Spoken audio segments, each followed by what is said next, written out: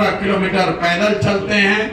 पदयात्रा का जो स्वरूप है, घर नहीं जाते हैं, होटल सर्किट हाउस में नहीं जाते हैं, जो आप टेंट की व्यवस्था देख रहे हैं, ऐसे ही व्यवस्था में हम पिछले 2 बरस से रह रहे हैं।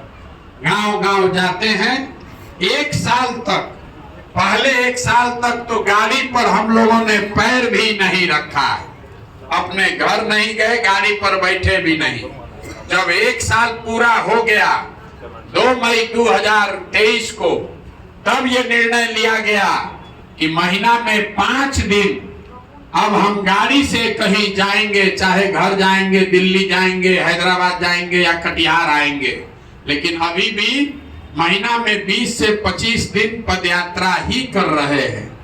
और अभी ये पदयात्रा पश्चिम चंपारण से शुरू हुई, उसके बाद हम लोग पूर्वी चंपारण गए, शिवहर गए, फिर गोपालगंज, फिर सिवान, फिर छपरा, फिर वैशाली, फिर समस्तीपुर, फिर मुजफ्फरपुर, फिर सीतामढ़ी, फिर मधुबनी, फिर दरभंगा, फिर बेगूसराय, फिर खगड़िया, और खगड़िया के बाद अभी हम पिछले 10 दिन से सहरसा में हैं।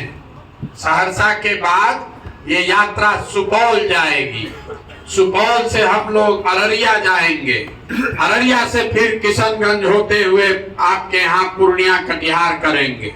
तो उस नजरिए से कटिहार पहुंचने में अभी कम से कम 4 महीने का समय और लगेगा।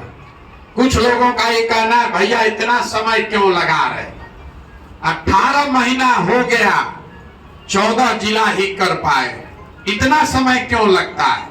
इतना समय इसलिए लगता है कि हम लोग पदयात्रा राष्ट्रीय राज्य मार्ग पर नहीं करते हैं, नेशनल स्टेट हाईवे पर नहीं करते हैं, गांव गांव जाते हैं।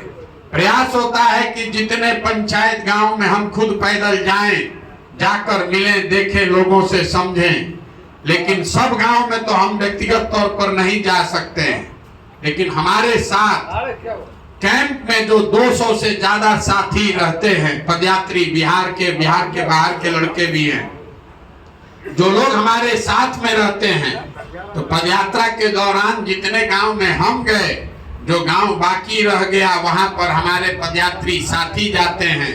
लेकिन प्रयास ये है कि कोई गांव छूटे नहीं, कोई घर छूटे नहीं, हर घर तक पहुंचा जाए, एक बार सबका दरवाजा जरूर खटखटाया जाए, ये बताने के लिए कि अगर बिहार में व्यवस्था बदलना है, अगर बिहार में अपने और अपने बच्चों का जीवन आप सुधारना चाहते हैं, तो ये वो मौका है। आप आइए, जुड़िए, कंधा लगाइए। पिछले कई बरस से आप कह रहे हैं कि भैया विकल्प नहीं है,